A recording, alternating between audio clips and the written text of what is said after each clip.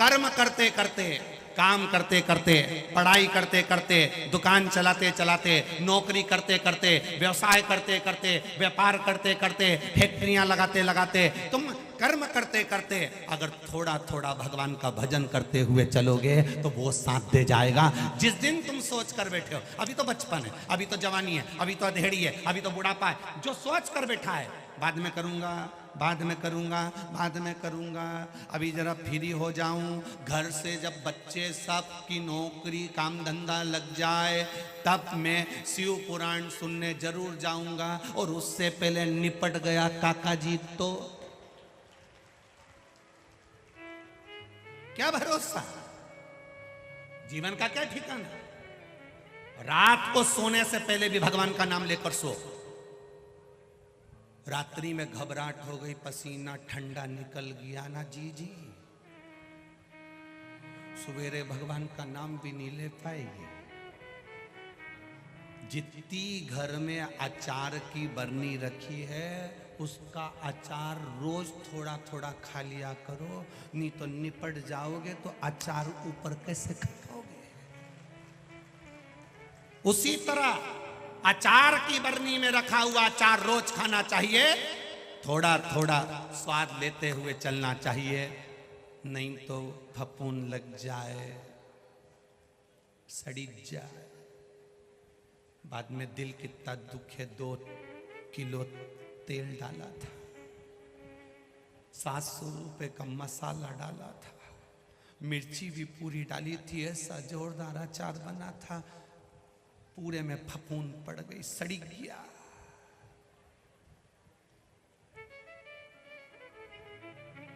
कितना खर्च करा, छत गड़बड़ हो गई तो छत सुधरवा ली, खिड़कियां बेकार हो गई, किसी किसी की तो पूरी चौखट उखड़ गई पूरी। कितना खर्च करा, रोज एक से बढ़कर एक साबुन 10-10, 20-20, 50-50 रुपए का कितना खर्च करा अचार की बरनी पे, कितना। और एक दिन अचार सड़ी गया, फफूंद।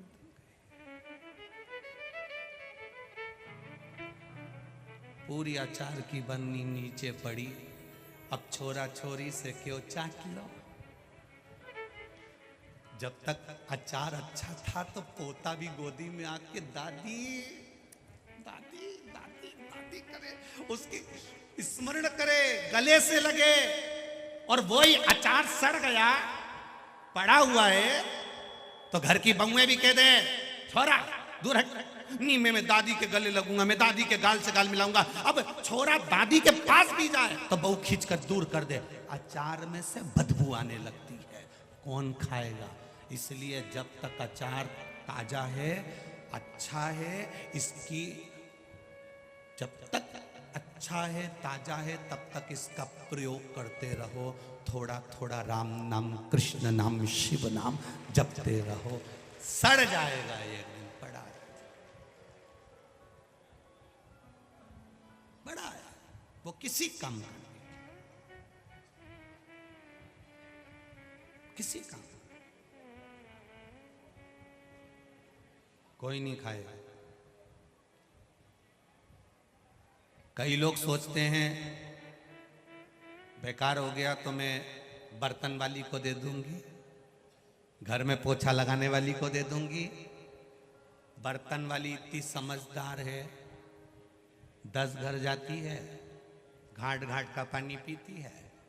तुम्हारे जैसे सड़े हुए अचार को तो वो नली में पटक कर चली जाती है, वो ना खाए ऐसा सामान। तुम इस अंदाजे में मत रहना कि सड़ गया बेकार हो गया तो मैं उसको दे दूंगी, कोई नहीं खाए, कोई नहीं। रात की बची हुई सब्जी सवेरे तुम्हारे घर में आए हुए मेहमानों को खिला दो, जिनको तुम खूब गिफ्ट देते हो, वो नहीं खाए तो वो काम वाली क्या खाए, कोई नहीं खाएगा। किसी काम का नहीं। अचार पड़ा है, उसको जानवर भी नहीं खाए, ये शरीर सड़ गया, बेकार हो गया, अंत में किसी काम करनी तो फिर कहा एकांत में ले जाके पटक दो, फिर ले जाकर शमशान में ले जाके पटक दिया।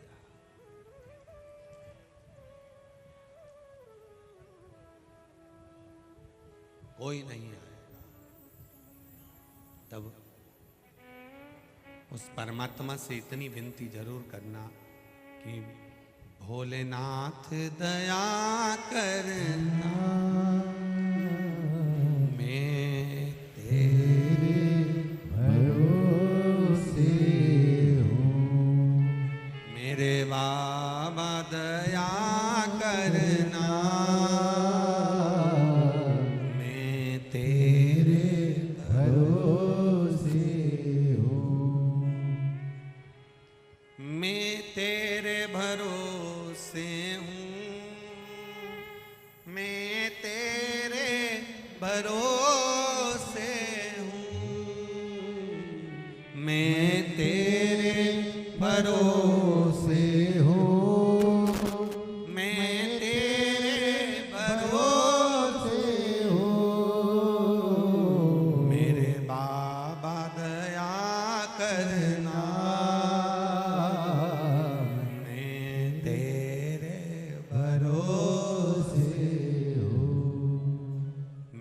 दादा दया करना, मैं तेरे भरोसे हूँ। ना घर के भरोसे हूँ, ना परिवार के भरोसे हूँ, ना घर के भरोसे हूँ, ना परिवार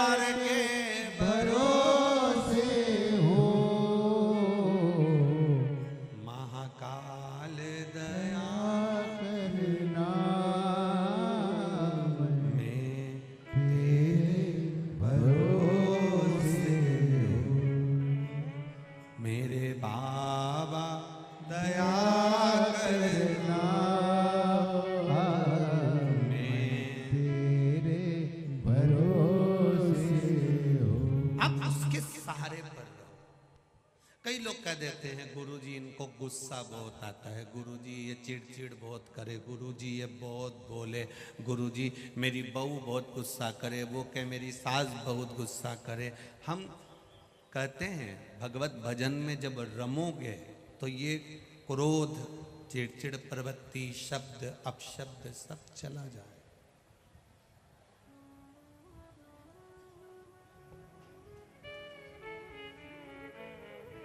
क्रोध, अहंकार, अभिमान, अभिमत्ता, अहम, मैं और मेरा, या अपशब्द, ईर्ष्या, जलन, ये पास में कब आती है?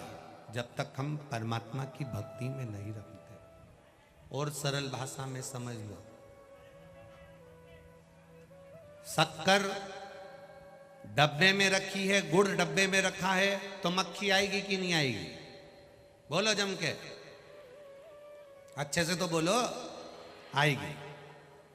गुड़ खुला रखा है, डब्बे में रखा है, शक्कर डब्बे में रखी है, खुली रखी है, तो उसमें मक्खी आएगी। और वही गुड़ गैस के ऊपर कढ़ैया रख दो और कढ़ैया में गुड़ डाल दो और नीचे से गैस चालू कर दो, कितनी भी मक्खी घूमे गुड़ पे बैठेगी? बोलो जम के, नहीं बैठेगी। क्यों? क्योंकि वो अग्नि पर रखा है। गुड़ अग्नि पर रखा हुआ रहेगा तो उस पर मक्खी कभी नहीं बैठ सकती, वैसे ही रखा रहेगा तो मक्खी बैठेगी। तुम भी अगर सत्संग में बैठे रहोगे तो तुम पर अहंकार की मक्खी कभी भी भिन नहीं करेगी। काम की मक्खी, लोभ की मक्खी, आसक्ति की मक्खी, तृष्णा की मक्खी, वासना की मक्खी, मैं और मेरे की मक्खी, ईर्ष्या की मक्खी, अहंकार की मक्खी, अभिमत्ता की मक्खी, जब तक तुम सत्संग में बैठोगे, भगवान की शरणागति में बैठोगे, तुम भगवान का दास समझकर बैठोगे तो अहंकार की मक्खी तुम्हारे ऊपर कभी भिन भिन नहीं करेगी, ये निश्चित है। अहंकार की मक्खी, ईर्ष्या की मक्खी, लोभ की मक्खी ये तब बैठती है जब कोई को सदगुरु की शरण नहीं मिलती, भगवान का द्वार नहीं मिलता, सत्संग नहीं मिलता, तो मक्खी बैठती है। जिस व्यक्ति को अहंकार आए, जिस व्यक्ति के भीतर ईर्ष्या जागे, नफरत जागे, एक दूसरे के प्रति ईर्ष्या का भाव, जलन का भाव, अहंकार का भाव, काम का भाव, लोभ का भाव, तृष्णा का भाव, जिस किसी के प्रति तुम्हें दिख जाए, समझ लेना इसके ऊपर मक्खी भिनक रही है। जब कोई तुम्हें गुस्सा करता दिखे, आड़ा टेढ़ा बोलता दिखे, तो उससे कह देना बहुत मक्खी भिनक रही तेरे ऊपर, बहुत। जा किसी सदगुरु की शरण में जा, जा महाकाल राजा की शरण में जा, थोड़ी देर उनका दास समझना, उनका नौकर समझना। जब तू दास समझेगा, नौकर समझेगा अपने आप को, तो मक्खियां भिनकना बंद हो जाएगी। वो अंबानी के यहाँ धन की कोई कमी नहीं थी।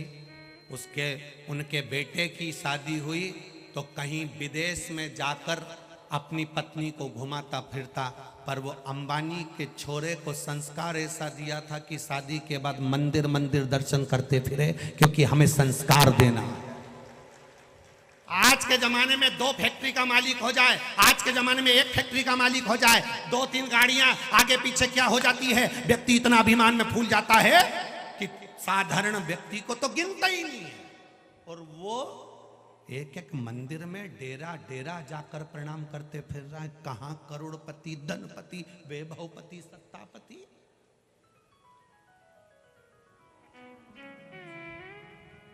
कहां वैभव, कहां सत्ता, कहां दौलत।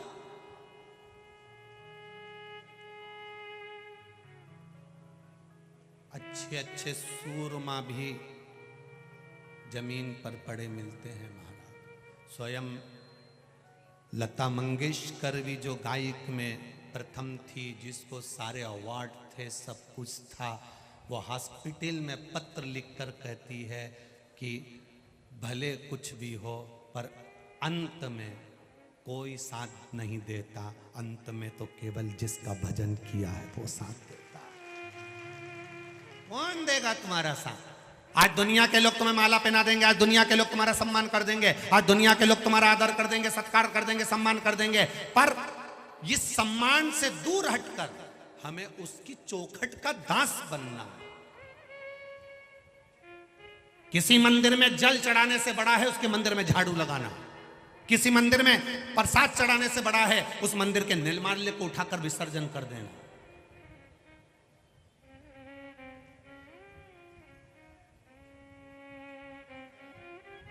किसी मंदिर में जाकर दिया लगाने से बड़ा है उस मंदिर में कपड़ा साथ में कमर में खोस कर लेकर जा और उस कपड़े से पूरा मंदिर साफ कर कर, उसी कपड़े को जिस मंदिर को तू साफ कर कर आई है उस कपड़े को अपने घर पर लाकर धोकर अपने घर पर एक बार छीट कर उसी कपड़े को बाहर सूखने डाल दे। कल फिर ले जा, ना जाने कितने शिव भक्तों के चरण की धूल तेरे घर में आ जाएगी,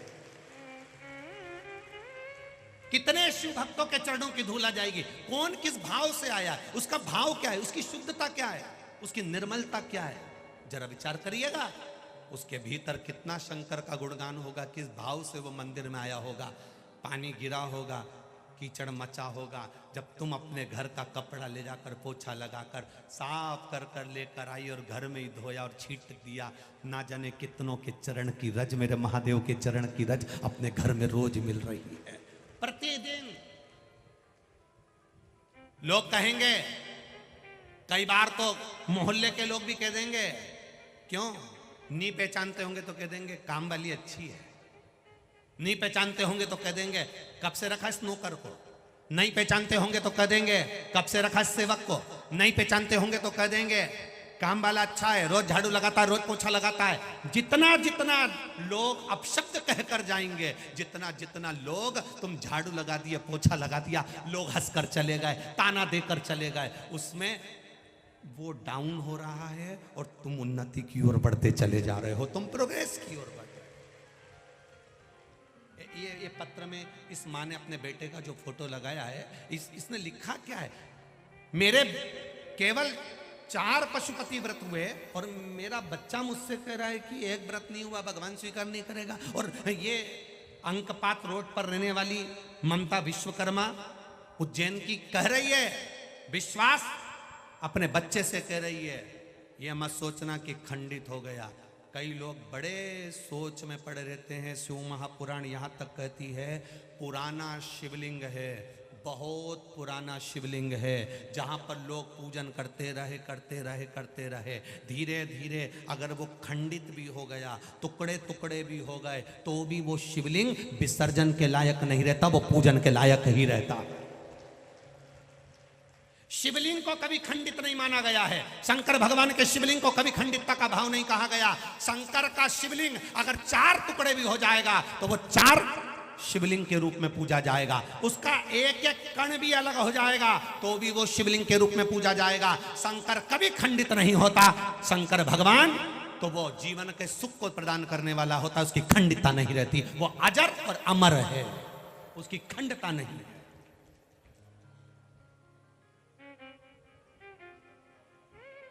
झारखंड में,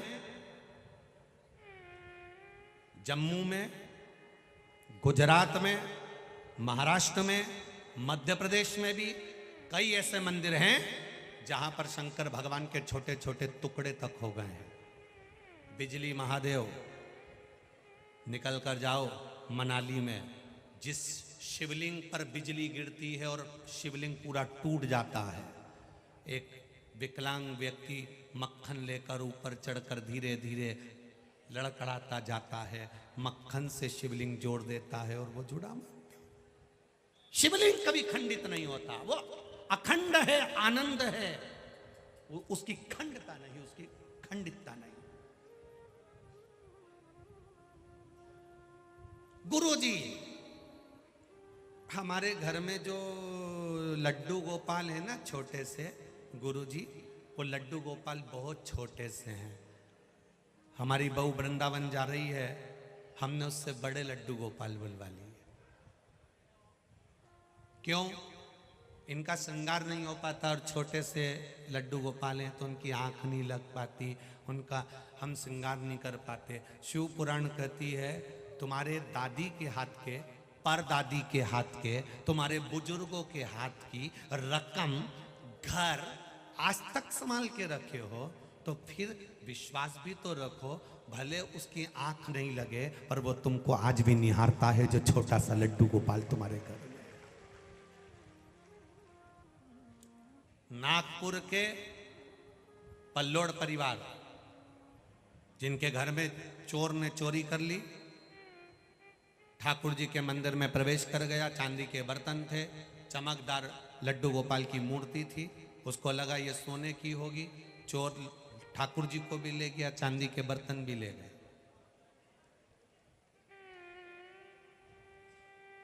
पल्लोड़ परिवार सो रहा है, नागपुर का, जिनकी कपड़े की दुकान है, सो रहा है। चोरी हो गई, भगवान भी चले गए। बाहर निकले, चोर ने मूर्ति को पत्थर से दोच कर देखा होगा कि सोने की कैसी है, तो मुख उनका दुच गया, मूर्ति का मुख दुच गया। उसने मूर्ति वहीं पटक दी, चांदी की रकम सामान लेकर, बर्तन लेकर चला गया। इनको आवाज आई, बाहर निकले तो भगवान पड़े थे, भगवान को लिया। खबर आई, गुरुजी भगवान की मूर्ति पूरी अच्छी है पर जो नाक थी वो दुचा गई तो पूरी चपटी हो गई और पूरा चेहरा चपटा हो गया। अब यहां किसी से पूछें तो कोई कहता है कि मूर्ति बदल दो, कोई कहता है कुछ कहता है, कोई कुछ कहता है, कोई कुछ कहता है। हमने कहा, सब ने आपको क्या कहा कि मूर्ति बदल, तो फिर हमने कहा फिर हमको काहे को फोन लगाया? नहीं, आपसे पूछना चाह रहे हैं। हमने कहा हमको लगाया है तो हम तो इतना ही कहेंगे कि मूर्ति मत बदलो, क्योंकि बेटे का अगर एक्सीडेंट हो जाता है तो बेटा नहीं बदला जाता है। बेटे का हाथ टूट गया तो बेटा नहीं बदल देंगे, पांव टूट गया तो पांव नहीं बदल देंगे, अर्थात बेटे को नहीं बदला जाएगा। अगर पांव टूटा है तो पांव की हड्डी बदल दी जाए, हाथ टूटा है तो हाथ की हड्डी बदल दी जाए। अगर फेस पर पत्थर मारा है, नाक की जरूरत नहीं है, बाजार में आंखें मिलती है वो लगा दीजिए, कंकु से थोड़ा सा भगवान का होठ बना दीजिए, थोड़ी नासिका मेरे गिरिराज बाबा का तो रोज श्रृंगार होता है, ऐसा श्रृंगार अपने ठाकुर का करना प्रारंभ करो। मेरा घर का बेटा नहीं बदलाता, केवल उसके शरीर का अंग जरूर बदल सकते हैं। भगवान अगर तुम्हारे घर में थोड़े से भी अगर कुछ हुए हैं तो थोड़ा बहुत तो तुम संजो सकते हो। ये मेरा लाडला है, ये मेरा ठाकुर है, संजो।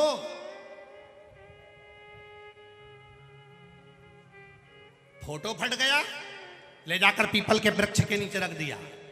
दीपावली पे जिस लक्ष्मी जी की पूजन करी उसको ले जाकर पीपल के वृक्ष के नीचे रख दिया। 15 दिन, 20 दिन, 25 दिन, 1 महीना, 2 महीना, 4 महीना, एक बड़े बड़े शहरों में पेड़ों के नीचे फोटो, मूर्ति, मिट्टी की मूर्ति ढेर पड़ी मिलती है।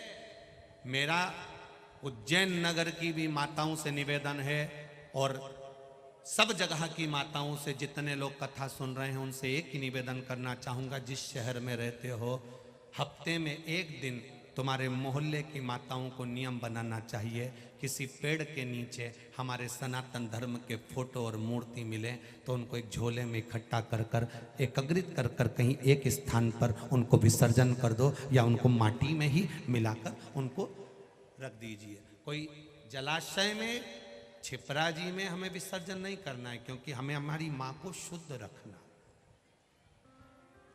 सोमती अमावस्या पे इतने लोग स्नान करने आते हैं, माँ छिपरा के तट पर अपने अपने कपड़े छोड़कर चले जाते हैं।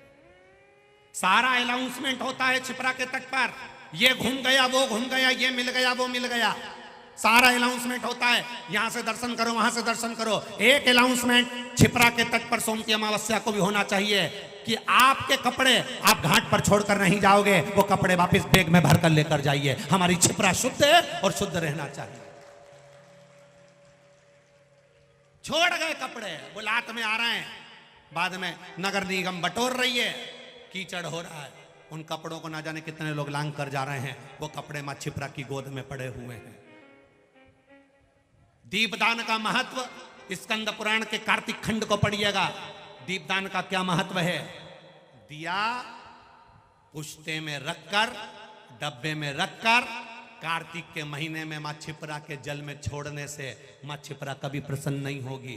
तुम्हारी सास बैठी है और तुम उसके दिया उसके सिर पे धर के जला के धर दे, थोड़ी देर में हवा चली, डब्बा जल गया, डब्बा जला, मां छिपरा का जल, मां छिपरा चीख रही है, मैं जल रही हूं, मैं जल रही हूं, और तुम खुश हो रहे हो, मेरा दिया बहकर इतनी दूर जा रहा है।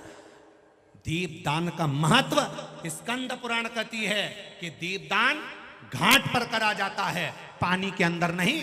गंगा, यमुना, सरयू, छिपरा, इनको शुद्ध रखिए, इनको भी तकलीफ होती है, इनको भी कष्ट होता है। तुम एक तरफ तो कहते हो छिपरा माँ है, चुनरी चढ़ा रहे हो, यमुना माँ है, चुनरी चढ़ा रहे हो, गंगा माँ है, चुनरी चढ़ा रहे हो, और ऊपर से उसी माँ में दिया छोड़कर दिए में आग लगती है, वो पुष्टा, वो दोना जलता है, तो माँ को भी तो आंच लगती है।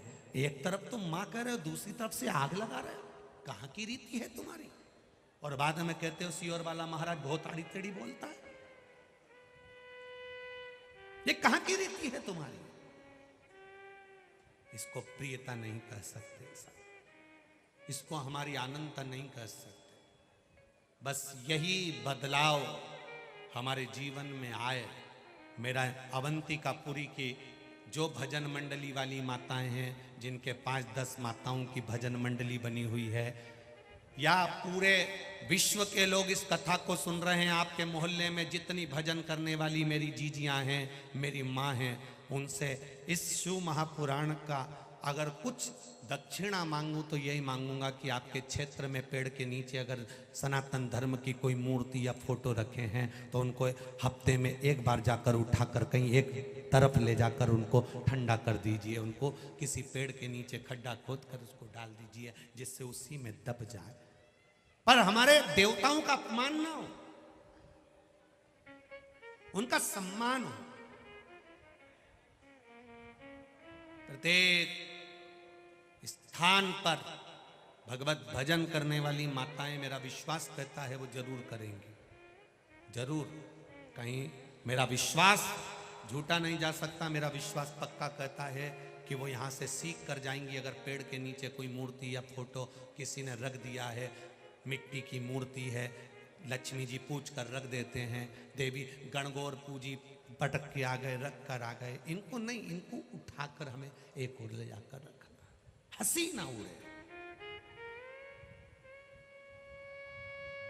करो भजन महादेव की नगरी से शुरुआत। निर्माल्य मंदिर मंदिर घर घर इकट्ठा हो जाता है, उस निर्माल्य को लोग ले जाकर छिपरा जी में फेंक देते हैं, पवित्र नदियों में डाल देते हैं। अपने नगर में, अपनी कॉलोनी में, अपनी विधानसभा में, अपने क्षेत्र में एक गाड़ी अगर कचरे की घूमती है तो एक गाड़ी निर्माल्य को लेने वाली भी घूमना चाहिए, जिसमें आपके घर की बेल पत्र भभूति पूजन का सामान ये छिपरा में नहीं जाए, पवित्र नदी में ना जाए, एक गाड़ी में भराए और भराने के बाद किसी के खेत में उसको खाद बनने के लिए डाल दो। जब वो खाद बनेगी तो खेत में भी ऊर्जा बढ़ेगी, उसके लिए एक सुख प्राप्त हो। और इसकी शुरुआत हम भी हमारे सीहोर नगर से करते हैं। हम भी विठलेश सेवा समिति द्वारा सीहोर में निर्माल्य विसर्जन की एक गाड़ी हम भी एक सी बनवाएंगे, जिसमें हफ्ते में एक बार गाड़ी पूरे सीहोर में घूमेगी और उनके घर में बेल पत्ती, फूल पत्ती, धूप, भस्म, जो भी तुम्हारे यहाँ निर्माल्य की चीज है, ठंडी करने वाली चीज है, वो गाड़ी में भराएगी और कुबेरेश्वर धाम पर, जहाँ पर गौशाला का सुंदर आगे निर्माण हो रहा है, उस भूमि पर लाकर डालेगी। हम भी यहाँ से एक संकल्प मेरे महादेव की नगरी से लेकर जा रहे हैं। और जितने नवयुवक बच्चे, जितने नवयुवक बेटा बेटियां इस कथा को सुन रहे हैं, उनसे भी प्रार्थना करना चाहूंगा, विनती करना चाहूंगा, आप भी अपने नगर में, अपने गांव में पुरानी गाड़ी जो पड़ी हो, उस गाड़ी में एक भजन लगा दो, श्री शिवाय नमस्तुभ्यम। जब ये आवाज लोगों के कानों में जाएगी तो वो भी अपने घर का पुराना निर्माल्य, पुरानी मूर्ति, जो उनके काम की चीज नहीं हो, भगवान का कोई सामान, कोई भभूति, कोई माला, कोई फूल पत्ती, वो भी आपकी गाड़ी में ले जाकर डाल देंगे। आवाज आना चाहिए, श्री शिवाय नमस्तुभ्यम। एक एक छोटा छोटा बक्सा लगा दो, उसमें से उनके कानों में आवाज जाएगी। जैसे सुबह कचरे की गाड़ी आती है, कचरा वाला आया, कचरा उठाओ, वैसे तुम्हारी एक आवाज जाना चाहिए पूरे जगह जगह, श्री शिवाय नमस्ते। मेरा विश्वास कहता है चलाओ, नदियां पवित्र हो जाएगी, शुद्ध हो जाएगी। क्योंकि घर में से कोई ना कोई जाता है, पन्नी बांध के ले जाता है, छिपरा जी में कोड़ देता है, कोई ना कोई लेकर जाएगा। हम कहां जा रहे हैं? विसर्जन करने जा रहे हैं। विसर्जन करी आया, नवरात्रि आई, विसर्जन करी आया, जय दे आया, विसर्जन करी आया, सारी विसर्जन की सामग्री हफ्ते में एक बार गाड़ी चलाओ। और मेरा उज्जैन वासियों से भी निवेदन है, कोई करे ना करे, पर नवयुवक बच्चे, बेटे बेटियां अपनी एक टीम तैयार करें। और वो भी करोगे ना बेटा? हाँ, तो दोनों हाथ उठाकर हर हर महादेव, बहुत जरूरी है। आप भी करेंगे अपने क्षेत्र में, बहुत बहुत साधुवाद है। जो जो जहां जहां से आया है, अपने अपने क्षेत्र में एक, भले जो गाड़ी हो तुम्हारे पास में, छोटी हो बड़ी हो, उस पे श्री शिवाय नमस्तुभ्यम लिखो और लिख दो निर्माल्य विसर्जन सुंदर रथ, उसमें निर्माल्य विसर्जन की सामग्री रखिए और उसको एक खेत में ले जाकर इकट्ठा करिए, सूनी जगह पर ले जाकर एकत्रित करिए, खाद बनाइए और उसको पौधों में डलवाइए। महाराज, हमारी पूर्वज शक्ति बढ़ेगी और हमारा जीवन आनंदित होगा। मेरा निवेदन उज्जैन में आए हुए प्रत्येक भारत के कोने कोने से जितने भी लोग आए हैं, उनसे निवेदन है, प्रयास करना। करोगे ना सब लोग? दोनों हाथ उठाकर एक बार पक्का प्रयास करना कि हम उज्जैन से कोई चीज लेकर जा रहे हैं और एक गाड़ी निर्माल्य विसर्जन की लगाएंगे, जिसमें मंत्र चलता रहेगा। सबके दरवाजे पर वो आवाज जाएगी, श्री शिवाय नमस्तुभ्यम। विराजिए, हर हर। और मेरा निवेदन महापौर जी से और यहाँ पर नागदा के विधायक जी भी विराजमान है, उनसे भी कहूँगा, मंत्री जी भी बैठे हैं और विधानसभा से विधायक जी भी बैठे हैं, इनसे भी निवेदन, एक प्रयास आप लोगों की तरफ से भी होना चाहिए कि हमारी नदियाँ शुद्ध हों, पवित्र हों, उसमें कोई विसर्जन का सामान ना जाए। तो एक निर्माल्य की गाड़ी अवश्य चलाएं। हर हर। और जितने भी शहरों के मंत्री हों, सांसद हों, विधायक हों, उनसे करबद्ध निवेदन है, एक निर्माल्य विसर्जन की गाड़ी जरूर लगाएं, जिससे नदियां पवित्र और शुद्ध हों।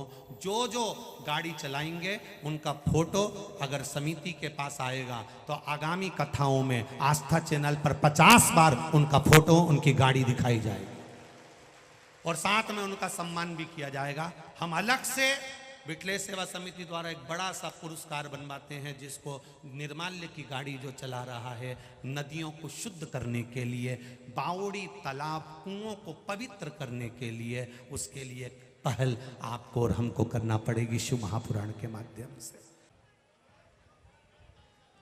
शिव जी का नाम पशुपतिनाथ, उनका नाम पड़ गया। भगवान जब पशुपतिनाथ भगवान का नाम पड़ गया तब एक आनंद की अनुभूति हो गई। एक बार महात्मा जी के लिए जोरदार ताली बजाएं, जो भगवान के आनंद से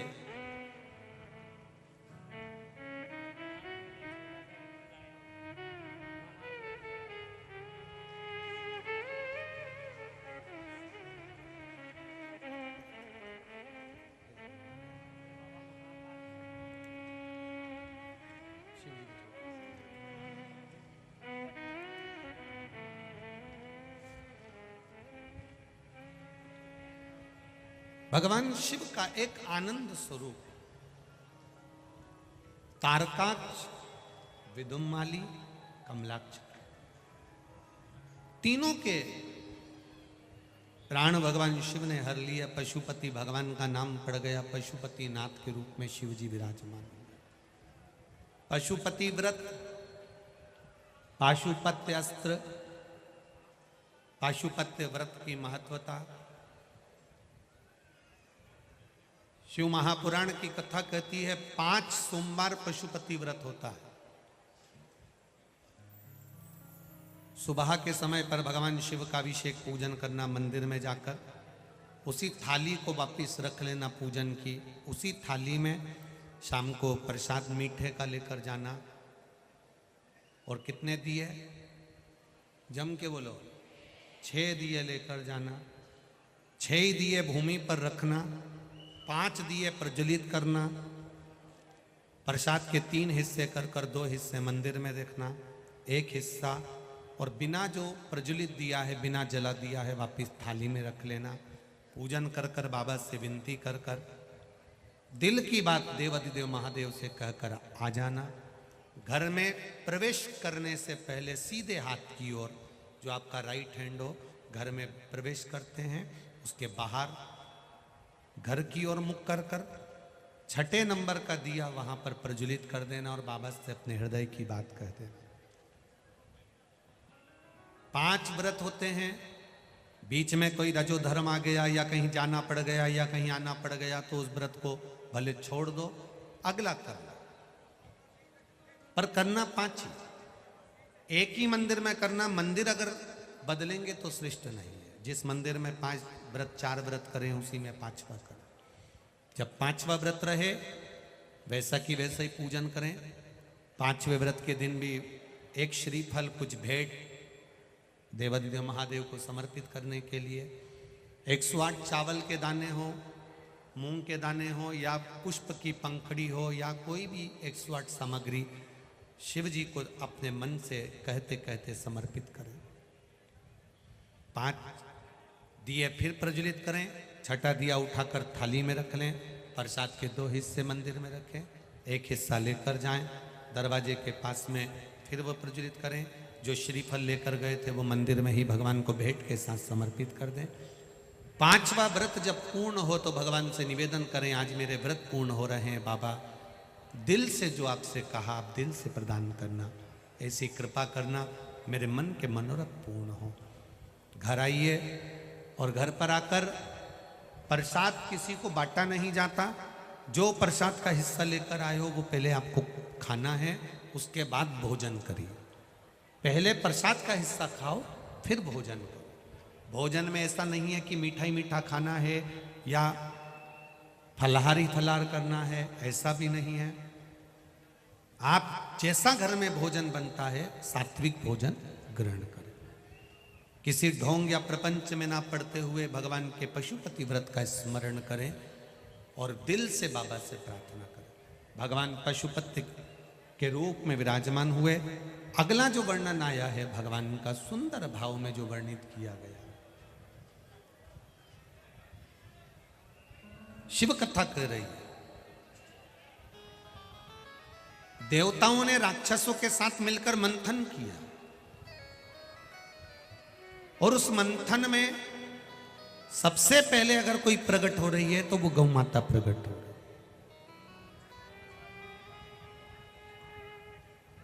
गाय के प्रागट्य की जरूरत थी क्योंकि शिवजी के सम्मुख में जब विष पहुंचेगा, देवाधिदेव महादेव जब विष पिएंगे, उनके कंठ में जलन होगी। उस कंठ की जलन को अगर कोई रोक सकता है तो गौमाता का दूध रोक सकता है। गौमाता का दूध कंठ की जलन को रोक सकता है। मेरे देवाधिदेव महादेव को जरूरी नहीं कि आप एक लोटा भरकर दूध चढ़ाओ। मेरे देवाधिदेव महादेव को अगर एक चम्मच भी अगर दूध चढ़ा रहे हो तो गौ माता का चढ़ाएं, जिससे हमारे सनातन धर्म में गौ माता की प्रधानता फिर बने और गौ माता आनंद के साथ विराजमान। थोड़ा भी चढ़ाएंगे तो गौ माता के दूध को समर्पित करें। ये केमिकल का दूध, ये डब्बों का दूध, थैली का दूध, ये दूध मेरे महादेव को समर्पित ना करें। गौशाला से बात करें या किसी के यहाँ गाय हो, वहां से आधा लीटर दूध नहीं, 250 ग्राम दूध नहीं, 50 ग्राम भी दूध आए ना और वो मेरे देवाधिदेव महादेव को चढ़े तो उसका फल अधिक मिलता है, उसका लाभ अधिक होता है। थोड़ा मिले। हम ये नहीं कहेंगे कि तुम डब्बा भर के 5 किलो 10 किलो 20 किलो देवाधिदेव महादेव को चढ़ाओ। आप तो एक चम्मच चढ़ाओ, पर देसी गाय का दूध शिव जी को समर्पित, एक थोड़ा सा वो दूध चढ़ाओ। बड़ी विडंबनाओं की ओर से आप और संसार के लोग गुजर रहे हैं। जिन घरों में गौ माता होती थी उन घरों में आज कुत्ते बांधे जा रहे हैं। घर से निकलते आते जाते गौ माता अपने बछड़े को दूध पिलाती थी। उसका दर्शन कर कर जब हम घर से बाहर निकलते थे तो हमारे कार्य सफल होते थे। आज के ज़माने में सुबह से उठो तो कुत्ते का मुंह देखो और सो तो कुत्ते का मुंह देखो, और किसी किसी के दरवाजे पर तो लिखा होता है सावधान अंदर कुत्ते हैं। ये भी समझ में नहीं आता कि अंदर कितने कुत्ते हैं। और ये भी तो समझ में आना चाहिए। दरवाजे पर लिख दिया सावधान अंदर कुत्ते हैं, उनको लिखना चाहिए सावधान अंदर एक ही कुत्ता है। अब समझ में नहीं आता कि कुत्ते कितने हैं अंदर।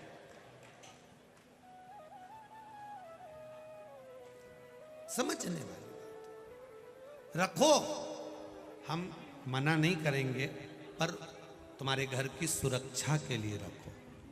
घर की सुरक्षा के साथ में घर के आंगन में, घर के दरवाजे के सामने, जिस दरवाजे से तुम निकल कर जाते हो उसके सम्मुख में गौ माता का एक आनंद सुख भी होना चाहिए।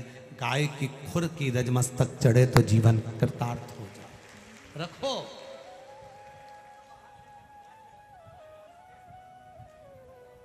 रखना चाहिए।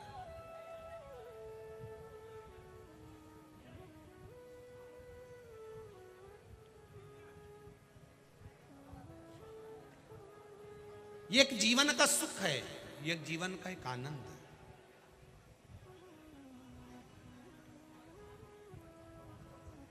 और जब जीवन का एक आनंद हमें प्राप्त होगा,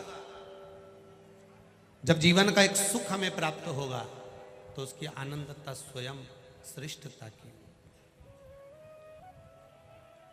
शिव महापुराण की कथा कर रही है,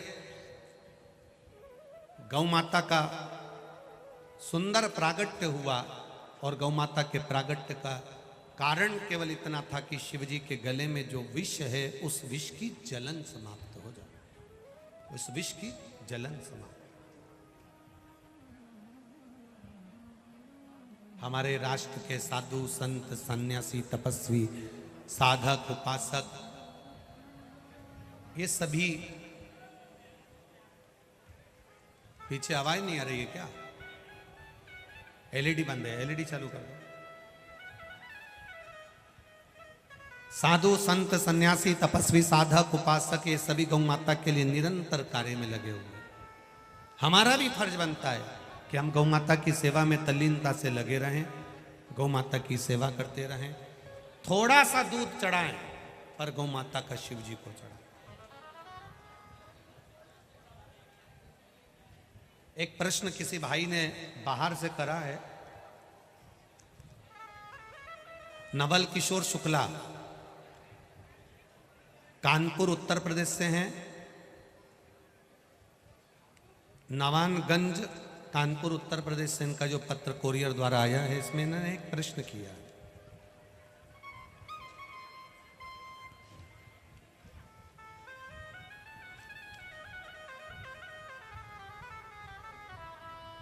कि गुरुजी कभी कभी हम गाय को रोटी देने के लिए जाते हैं और वो गाय की रोटी नंदी खा जाता है, तो हमको दोष तो नहीं लगेगा? अब तेरा क्या होगा रे कालिया, अब विचार करिएगा। अरे शुक्ला जी तुमने बहुत सुंदर प्रश्न किया है, उसके लिए धन्यवाद देता हूं। ये प्रश्न केवल शुक्ला जी आपका नहीं, कई लोगों के मन में ये प्रश्न रहता है और लोग प्रश्न नहीं कर पाते हैं। बहुत सुंदर प्रश्न शुक्ला जी आपने करा, एक बार जोरदार ताली बजाएं। श्री नवल किशोर जी शुक्ला कानपुर नवानगंज से ये पत्र है, जिन्होंने कहा कि गाय को हम रोटी देते हैं, कभी कभी नंदी उस रोटी को खा जाता है, तो क्या हमको दोष लगेगा? एक बात आपसे कहना चाहेंगे, बहुत दिल से सुनिएगा, बहुत दिल से। आपने जल सूर्य नारायण भगवान को दिया, दिया ना? सूर्य नारायण भगवान को जल दिया। अब तुमने ये भाव से दिया कि मैं सूर्य नारायण भगवान को जल दे रही हूं, केवल तुम्हारे हृदय में भाव जागृत हो जाता है तो भी देवता उस भाग को ग्रहण कर लेता है। हो जाता है कभी कभी गौ माता को देने वाली रोटी नंदीश्वर अगर खा लेते हैं तो उसमें दोष नहीं होता। जीव के उदर में तो गई है ना, तो जीव के उदर में जब जाती है तो कहीं ना कहीं हमारी कल्याण की भावना जागृत हो ही जाती है, उसमें विचार ना किया जाए। शिव कथा कह रही है गौ माता की सेवा में तल्लीनता का भाव रखिए। हमारे बीच में बाल योगी राष्ट्रीय संत उमेश नाथ जी महाराज श्री पधारे हैं, पीठाधीश्वर वाल्मीकि धाम। एक बार जोरदार ताली बजाकर स्वागत करें आप श्री का। शिव कथा कह रही है, भगवान शंकर का संवाद कर रहा है, 12 ज्योतिर्लिंग का स्मरण कराया गया। प्रथम में सोमनाथ जी का वर्णन, चंद्रदेव को काया का रोग हुआ और बाबा उस काया के रोग से चंद्रदेव को मुक्त किए, भगवान सोमेश्वर के रूप में विराजमान हुए। अगला वर्णन है श्री मल्लिकार्जुन का। बाबा भगवान कार्तिकेय स्वामी षडानंद कार्तिकेय जी रुष्ट होकर चले गए, मां अंबे माता पार्वती और भगवान श्री भोलेनाथ उनको जाकर मनाए, भगवान मल्लिकार्जुन के रूप में विराजमान हुए। अगला वर्णन आता है श्री महाकालेश्वर का। दूषण नाम के राक्षस के संहार के लिए भगवान काल अधिपति महाकाल बनकर यहां पर विराजमान हुए। 84 रूप में देवादिदेव महादेव विराजमान होते हैं इस महाकालेश्वर के वन क्षेत्र में। अगला वर्णन आता है ओमकारेश्वर बाबा का। विंध्य नामक पर्वत ने तप कर कर भगवान शिव को विराजित किया। फिर आया केदारनाथ जी का वर्णन, नर नारायण ने तप कर कर भगवान शिव को विराजित किया। भीमाशंकर कुंभकर्ण की धर्म पत्नी करकटी का पुत्र भीम, जिसका संहार शिव जी ने करा और भीमाशंकर के रूप में विराजमान हुए। अगला वर्णन आया है काशी विश्वनाथ, मनु शत्रुपा ने तप कर कर भगवान शिव को विराजित किया। फिर वर्णन आया है त्र्यंबकेश्वर, गौतम बाबा पर गौ हत्या का दोष लगा, शिव जी का आराधना करी, भगवान शंकर त्र्यंबकेश्वर के रूप में विराजमान हुए। दुनिया कितना भी इल्जाम लगाए, दुनिया कितना भी अपशब्द कहे, दुनिया कहे कि सियोर वाला महाराज व्यासपीठ पे बैठकर टोटके बताता है, अगर टोटके से किसी का भला हो रहा है तो सियोर वाला महाराज बताता है।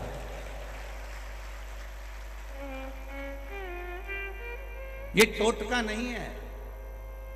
आपको बारंबार व्यासपीठ से कहते हैं, शिव महापुराण की पुस्तक, शिव महापुराण गीता प्रेस गोरखपुर की घर में लेकर आकर पढ़ना।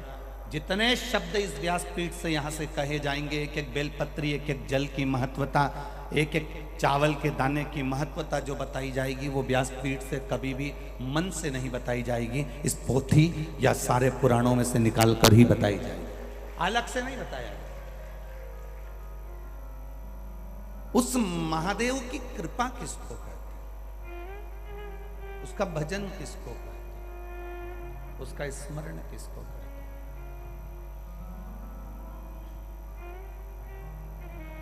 आप में कई माताएं ऐसी बैठी होंगी आपके आस पड़ोस में, जिनके 8 साल 7 साल 5 साल 4 साल 3 साल 6 साल से संतान नहीं हुई, और एक पशुपति व्रत करा और सफेद आंकड़े की जड़ बांधी और अड़ोस पड़ोस में भी संतान उत्पन्न हुई। कई ऐसी बैठी होंगी। अगर अभी हम बोलें कि आपके आसपास के लोगों के यहाँ संतान इतने दिनों के बाद प्राप्त हुई कि नहीं हुई, आप खुद अपने दूसरों को बता दोगे कि पशुपति व्रत का फल क्या होता है। शिव को समर्पण, भगवान देवादिदेव महादेव को तुम्हारा समर्पण चाहिए। जल चढ़ाना मतलब शिव के प्रति हमारा समर्पण हो जाना।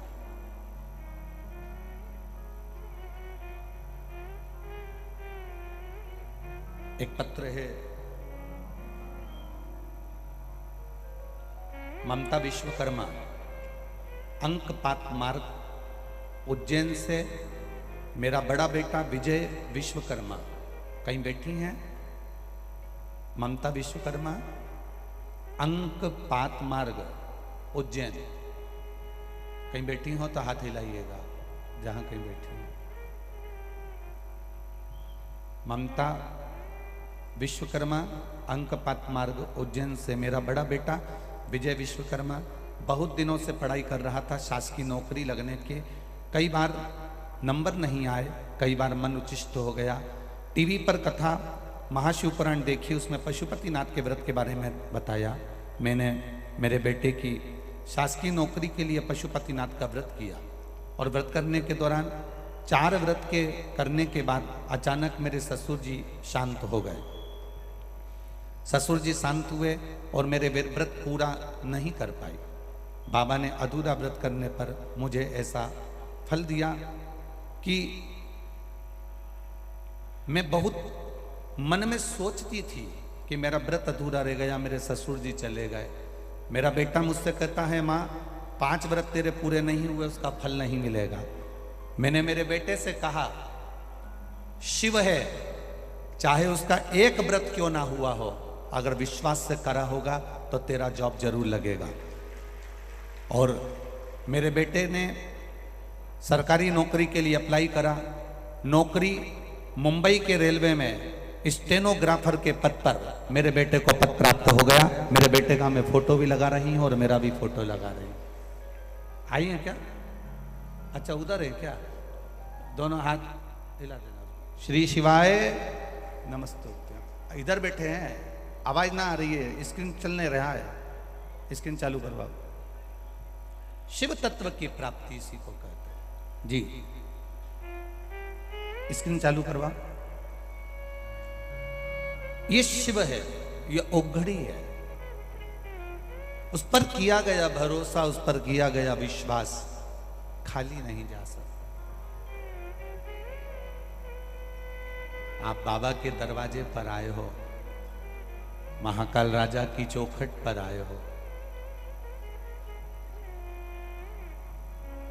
बस लाइन स्मरण में रखना, खुशी खुशी कर दो विदा, तुम्हारी बेटी राज करेगी और महलों का राजा मिला। महलों का राजा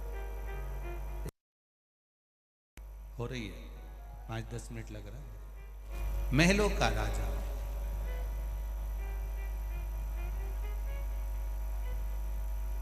इस मन को, इस चित्त को, इस बुद्धि को, इस वृत्ति को आप देवादिदेव महादेव के चरणों में अगर छोड़ दोगे, इस मन को भगवान के श्री चरणों में अगर आप समर्पित कर दोगे, एक बार ये चित्त, एक बार ये बुद्धि, एक बार ये मन देवादिदेव महादेव का यदि हो गया, तो फिर हमको संसार सागर में रोना नहीं पड़ेगा, वो हाथ पकड़कर पार उतार देगा।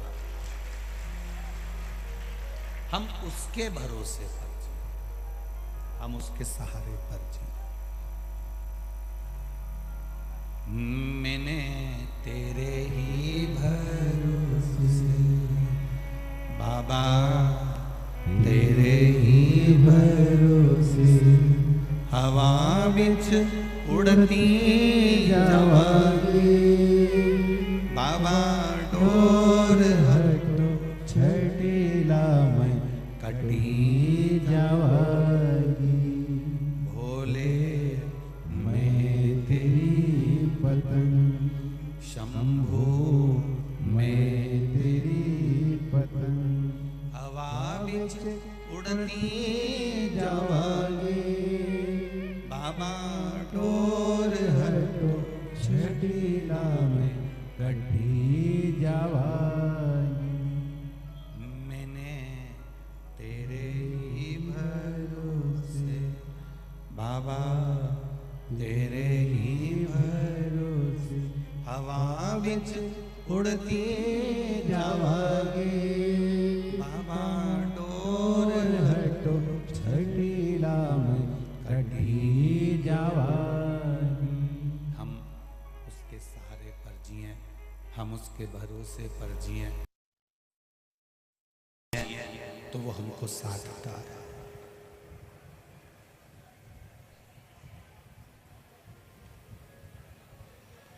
कपड़ा बदल लेना सरल है, पर कर्म बदलना कठिन है।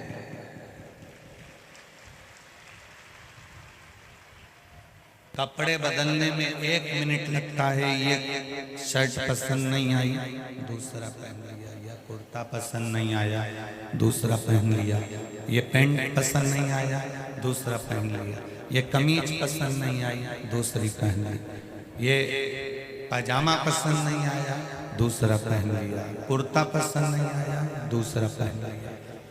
कपड़ा बदलना सरल है, पर मनुष्य का कर्म बदलना कठिन है।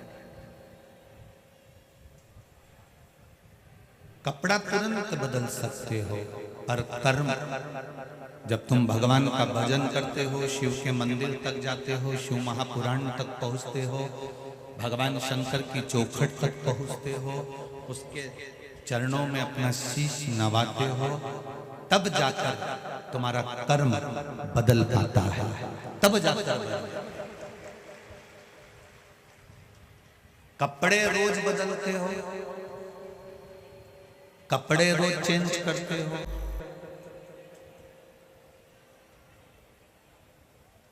कपड़ा रोज बदलते हो, कोई कोई 2 दिन में बदलता है, कोई कोई हफ्ते में बदलता है, कोई कोई 10 दिन में बदलता है।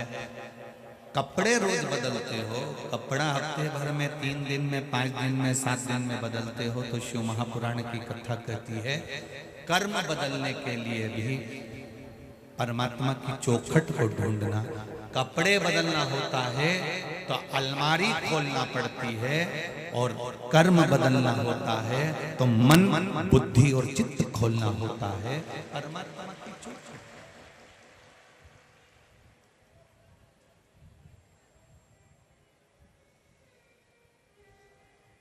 थोड़ा बदलाव जिंदगी का होना चाहिए।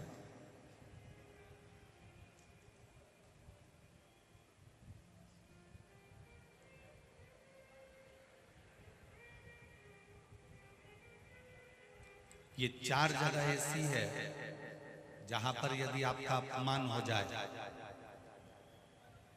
तो समझ लेना कि भगवान की कृपा हुई। 4 जगह शिव महापुराण की कथा में तारकासुर के 3 बेटे तारकाक्ष, विदुमाली और कमलाक्ष की कथा कह रही है। शिव महापुराण की कथा कह रही है। शिव महापुराण की कथा जो वेदव्यास जी ने वर्णन करी है, 4 स्थान ऐसे हैं जहां पर यदि आपका अपमान हो जाए तो समझ लेना कि भगवान ने तुम पर कृपा करी। 4 स्थान। पहले नंबर का, माता, घर की माँ अगर तुम्हारा अपमान कर दे, अपशब्द कह दे, ताने दे दे, गाली दे दे, आड़ा टेढ़ा बोलकर तुम्हारा अपमान कर दे, तो समझ लेना कुछ परमात्मा की कृपा हुई है, तेरा भाग्य चमकने वाला। दूसरे नंबर पर पिता, घर का पिता अगर आपका मान लो किसी भी रूप में अपमान कर देते हैं या शब्द कह देते हैं या आड़ा टेढ़ा कर देते हैं तो बुरा नहीं मानना। पिता किसी पुत्र का यदि अपमान कर देता है, अपने पुत्र का यदि शब्द कह भी देता है तो बेटे का भाग्य बदल देता है पिता के अपमान से। तीसरा, शिक्षक, गुरु। जिस गुरु की दृष्टि में कपट ना हो, छल ना हो, बेईमानी ना हो, वो गुरु अगर अपमान भी कर देता है, तुमको शब्द अपशब्द कह भी देता है, तो वो तुम्हारी किस्मत को बदल देता है।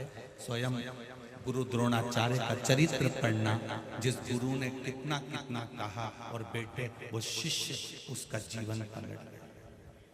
चौथे नंबर का, शिव महापुराण की कथा में गए हो, शंकर की चौखट पर गए हो, मंदिर में गए हो, देवालय में गए हो, तुम बहुत ऊंचे पद पर क्यों ना हो, और वहां पर भी अगर कोई तुम्हें धक्का मार दे या शब्द कह दे या कुछ तुम्हारा अपमान कर दे, तो समझ लेना परमात्मा ने तेरे को अच्छा चुनकर उन्नति की ओर बढ़ाया। शिव महापुराण में 4 स्थान बताए हैं जहां पर यदि आपका अपमान हो जाए, आपको अपशब्द कह दिया जाए, ताने दे दिए जाए, आड़ा टेढ़ा भी कह दिया जाए, तो समझ लेना कि कुछ हमारा पुण्य उदय हुआ होगा, इसलिए परमात्मा ने ये लीला रची है। सम्मान दुनिया देती है। सम्मान कौन देता है? जम के बोलो जरा। दुनिया देती है। घर के लोग सम्मान देंगे, परिवार वाले सम्मान देंगे, रिश्तेदार सम्मान देंगे, कुटुंब वाले सम्मान देंगे, समाज वाले सम्मान देंगे। अच्छा काम करोगे तो दुनिया के लोग सम्मान देंगे। सम्मान दुनिया के लोग देते हैं और अपमान मेरा महादेव देता है खुद जान। क्यों देता है? प्रसंग तुम्हारे भीतर भी एक प्रश्न जागृत होना चाहिए कि महादेव अपमान क्यों देता है, उसका कारण क्या है? क्या कारण?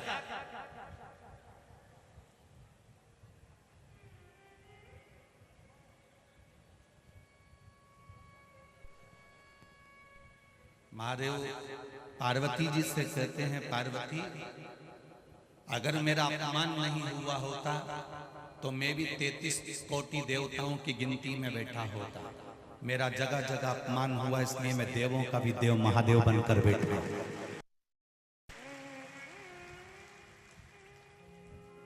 कई लोग अपमानजनक शब्द कह देते, तेरे से कुछ नहीं हो सकता, चल निकल यहां से बाहर, निकल जा यहां से। बड़ा आया दर्शन करने बैठ गया, बड़ा आया कथा सुनने बैठ गया, बड़ा आया यहां आकर बैठ गया, निकल बाहर।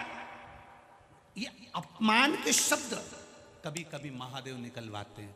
क्यों निकलवाते हैं? जब तेरे भीतर इस अपमान से थोड़ी सी भी ज्वाला जगेगी तो तुझे लगेगा कि अब एक बार मैं भी शिव पुराण की कथा करवाऊंगा, एक बार मैं भी शंकर के मंदिर जाऊंगा। उठा रहा है, प्रकट कर रहा है। अपने 4 स्थान पर अगर शब्द अपशब्द हो जाए, 4 स्थान पर अगर कोई अपमान भी कर दे, माँ भी अपने बेटे को अपशब्द कर दे, पिता अपने बच्चे को अपशब्द कर दे, कोई सदगुरु, तुम्हारा गुरु कोई सदगुरु भी अगर अपशब्द कह दे और तुम्हारा अपमान कर दे, और शिव महापुराण की कथा हो, चाहे मेरे भोलेनाथ मेरे बाबा का धाम हो, उसकी चौखट कोई मंदिर कोई देवालय हो, चलेगा।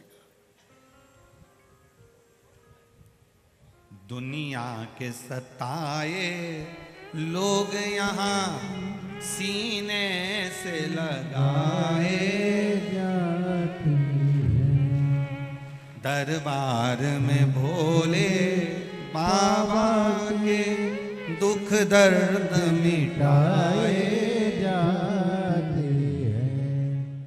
तुम उसकी शरण में आ गए, तुम उसके पास आ गए, तुम उसके नजदीक में आ गए। आवाज खींचना पड़ रही, उसको देख, नजदीक में उसके करीब में आ गए, उसके पास में अगर पहुंच गए और कुछ शब्द अपशब्द भी हो गए तो उसको सोच लेना कि महादेव ने तेरे लिए कुछ अच्छा सोचा होगा,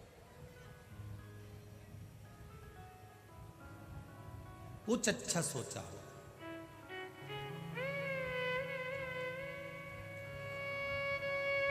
सारी दुनिया में लाइन से दर्शन होते हैं।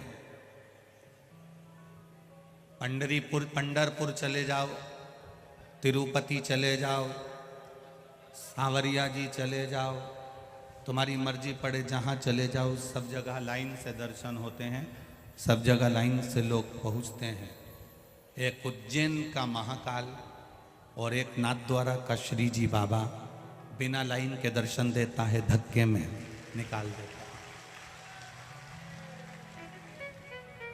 दोनों से पूछा गया, नाथद्वारा के श्री जी बाबा से भी पूछा गया और उज्जैन के महाकाल से भी पूछा गया कि तुम्हारे दरवाजे पर भक्त दर्शन करने आता है, धक्का खाकर जाता है, आपको बुरा नहीं लगता?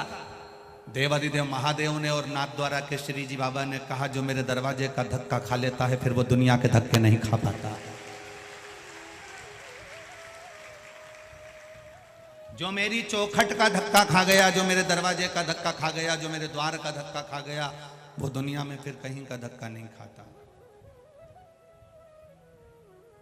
क्या मिलता है इन माताओं को, क्या मिलता है इन भाइयों को जो पोटला बांध बांध कर कम्बल, चादर, और अब तो और चतुर हो गए, एक चादर एक्स्ट्रा लेकर चलते हैं कि पंडाल में जगह मिल गई तो ठीक, नहीं तो बाहर कहीं तंबू लगाकर अपने ही तंबू में बैठ जाएंगे।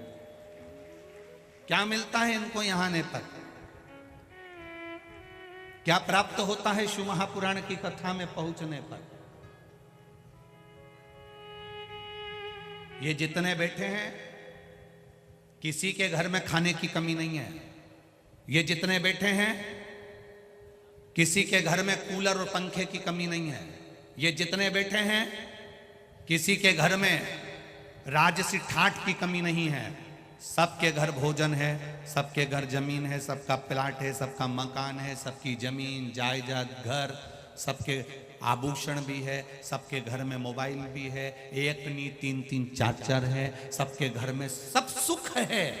उसके बाद भी पंडाल में पड़े हुए हैं और पड़े रहकर उस महादेव का भजन कीर्तन स्मरण कर रहे हैं, उसकी चौखट का स्मरण कर रहे हैं। कोई कमी नहीं, किसी तरह की कोई कमी नहीं है आपके यहां, परंतु फिर भी आप बैठे कर रहे हो भजन, और उस भजन का जो बल है, उसका जो स्मरण है, वो आपको प्राप्त हो रहा है।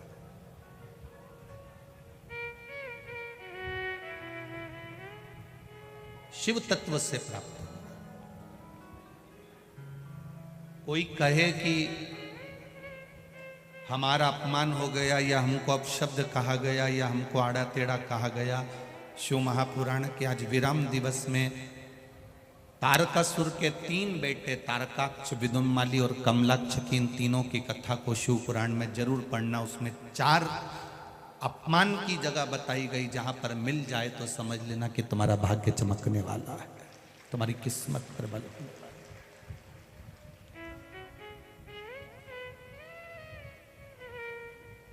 मां की गाली में, मां की बद्दुआ में भी दुआ होती है।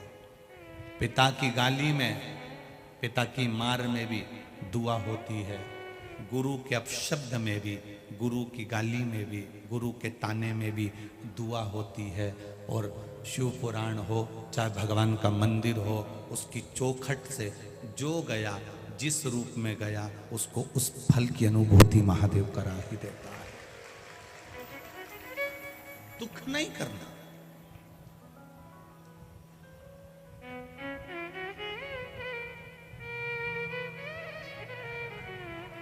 अवंतिकापुरी की धरा में अगर कथा हो रही है, अवंतिकापुरी की चौखट पर, महाकाल राजा की भूमि पर, मां क्षिप्रा के तट पर, मां हरसिद्धि की गोद में अगर ये शिव पुराण की कथा हो रही है, तो इसको कराने वाला मेरा जो काल अधिपति है, हरसिद्धि माता, चिंतामन गणेश, काल भैरव, क्षिप्रा मैया जो करा रही हैं, उनने क्या दिया आपको, ये आप जान सकते हैं। भजन का जो बल है वो बढ़ना चाहिए। महाराज, कपड़ा कितनी बार बदल लोगे, पर कर्म तुमको खुद बदलना पड़ेगा, और वो भगवान के द्वार से बदला जा सकता। तारकासुर के 3 बेटे तारकाक्ष, विदुम्माली और कमलाक्ष की तीनों, पिता के जाने के बाद इनके मन में थोड़ा सा ये भाव जागृत हो गया कि हमको युद्ध करना है। पर इन तीनों के भीतर विचार उत्पन्न हुआ। हमारे बीच में मंत्री महोदय पधारे हैं, बहुत बहुत साधुवाद। साथ में महापौर जी भी आए हुए हैं।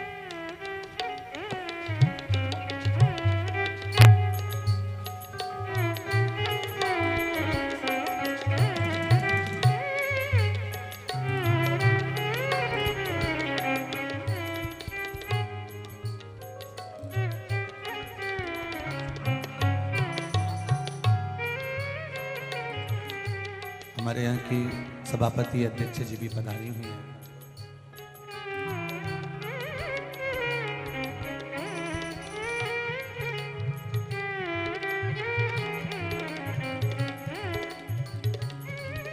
भक्ति,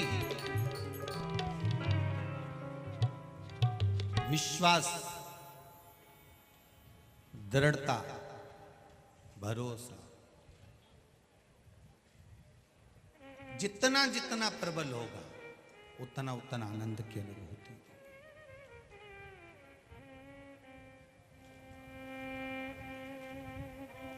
जब यहां से जाओ,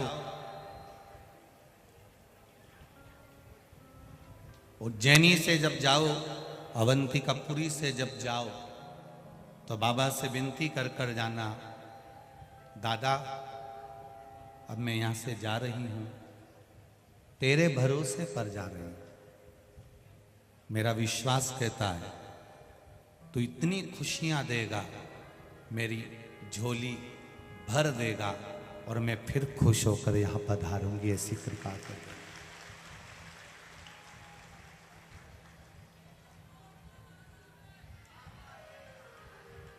आप उससे कहकर जाना, समापन है, विराम है, विदाई है।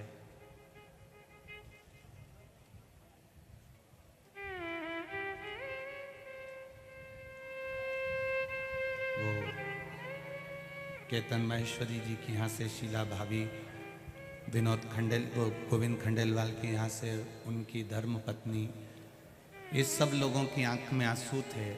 रात को जब चर्चा हो रही थी, बात हो रही थी, गुरुजी इतने सालों के बाद योग लगा, फिर वापिस वो विदाई का क्षण आ जाता है, फिर जाते हैं। हम इतना सा जरूर कहना चाहेंगे कि उज्जैनी की, अवंतिकापुरी की यादें इस हृदय में अटल विश्वास के साथ धरोहर बनकर जा रही है। अटल धरोहर। विश्वास नहीं था हमको, हम क्या कहें आपको। लोग कह रहे थे तीर्थ में कथा होती है ना तो लोग अच्छा सहयोग नहीं करते हैं, पर अवंतिकापुरी उज्जैनी ने दिल लूट लिया कि सब सहयोग करते हैं। कहा तीर्थ की कथा है, कौन क्या करेगा, सपोर्ट करेगा, सहयोग करेगा। सीहोर से जब समिति चली थी, 6 गाड़ियां भरकर, बड़े बड़े ट्रक भर भर कर भोजन का सामान लेकर यहाँ पर पहुंची थी। और सीहोर आश्रम पर खबर कर दी थी कि 3 ट्रक सामान और संभाल के रखना, फिर वो बुलवा लेंगे। पर वो 3 ट्रक को लाने की जरूरत नहीं पड़ी, पूरी उज्जैनी ने संभाल लिया। पूरी उज्जैनी।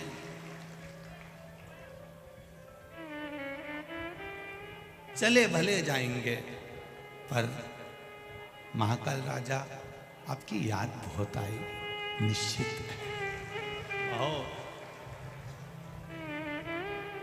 पर काल अधिपति महाकाल राजा से इतनी सी विनती है,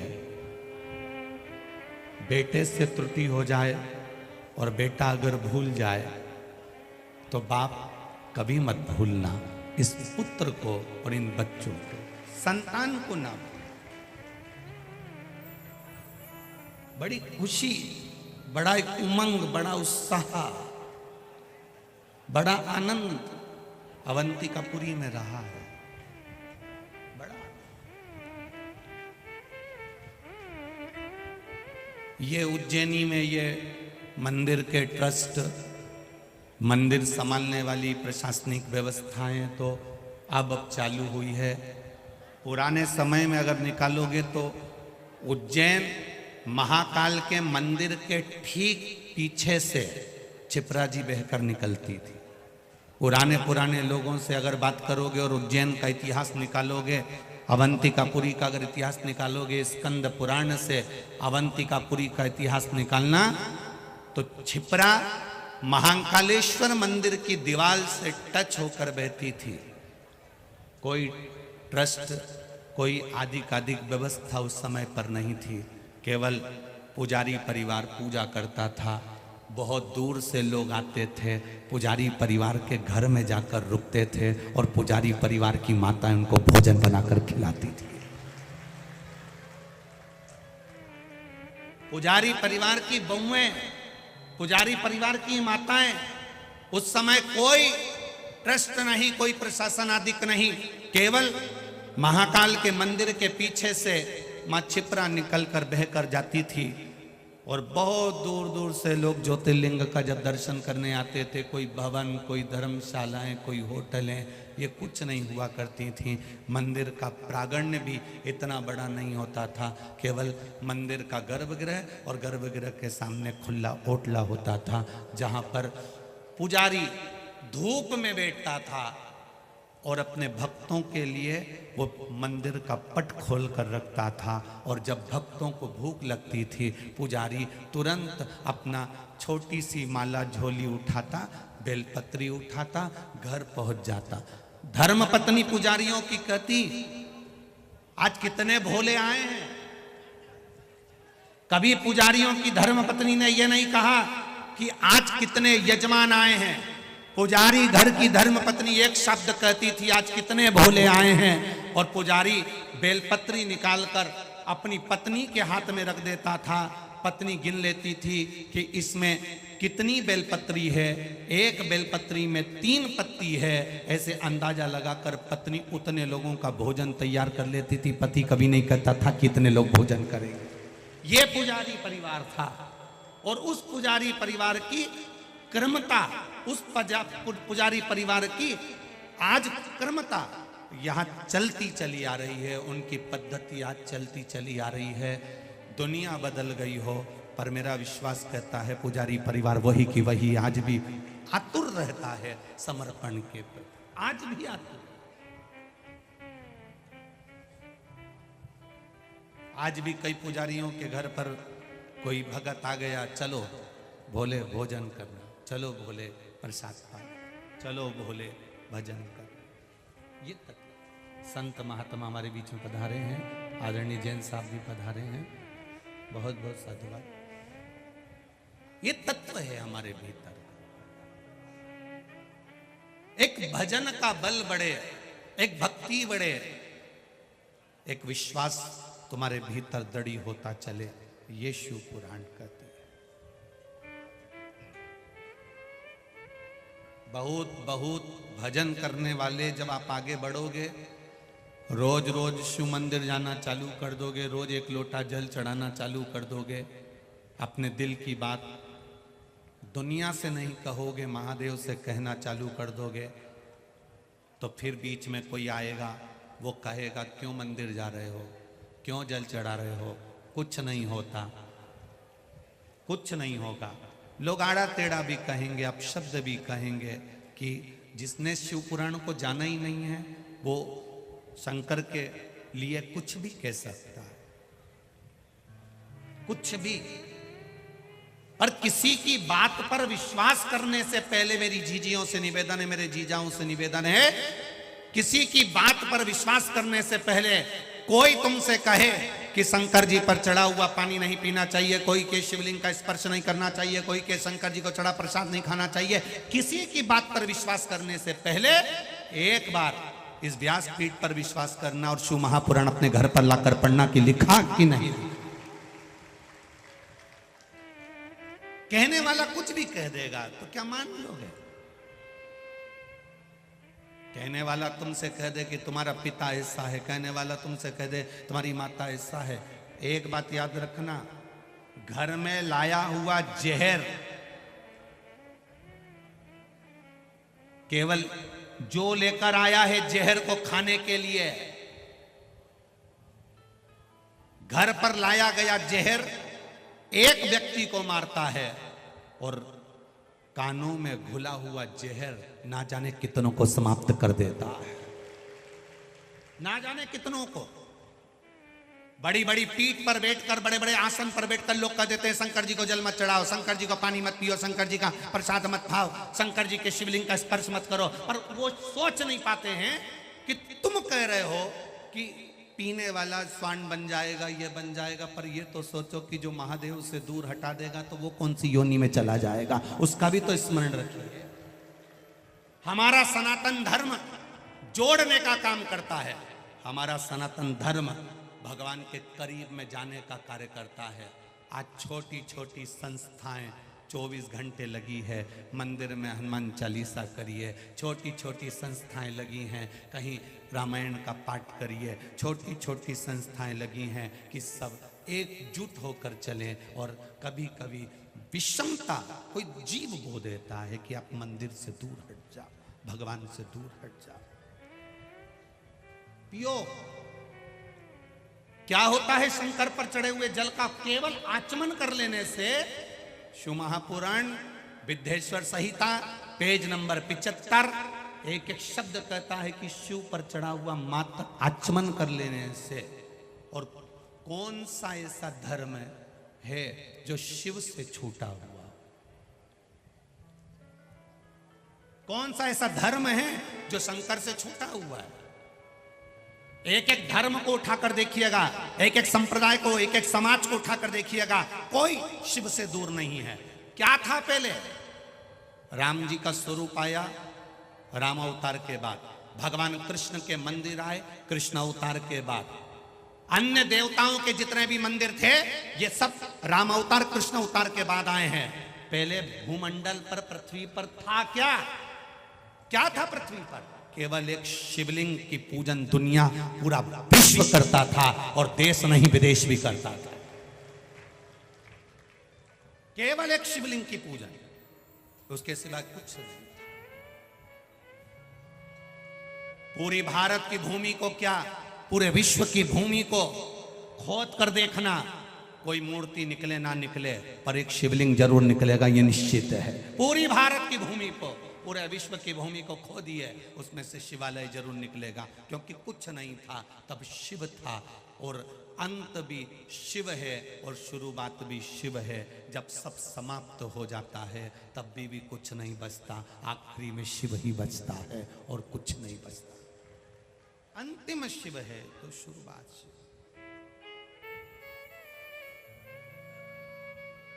करो भजन उसका, करो स्मरण उसका, भटकना नहीं है। कोई मत सोचना कि बचपन निकल जाएगा तब भजन करूंगी, जवानी निकल जाएगी तब भजन करूंगी, अधेड़ी आएगी तब भजन करूंगी। कबीरदास जी का एक पद याद रखना, आटा पड़ो कीच में कछु ना हायो हाथ। आटा पड़ो कीच में कछु ना आयो हाथ, पीसत पीसत चबायो सो ही निभायो साथ। कबीरदास जी का ये पद याद रखना। दो बहन आटा पीस रही थी, गेहूं पीस रही थी, और दोनों बहन गेहूं पीस रही थी, और एक बहन उसमें से खाती जा रही थी और दूसरी उसको बोलती जा रही है, काम करते करते कोई खाता है क्या? खाना नहीं। एक बहन अपना गेहूं पीस रही, दूसरी बहन अपना गेहूं पीस रही, एक मुंह में ढालती जाए, चबाती जाए और पीसती जाए, और दूसरी पीसती जाए, पीसती जाए, पीसती जाए, नी चबाए। अब दोनों का आटा तैयार हो गया, दोनों चल दी। चलते चलते दोनों जब आटा लेकर चली तो सामने कीचड़ आ गया, और कीचड़ में दोनों गिर गई और पूरा आटा का डब्बा नीचे लुढ़क गया। सारा की सारा आटा कीचड़ में चले गया। तब कबीरदास जी ने लिखा, आटो पड़ो कीच में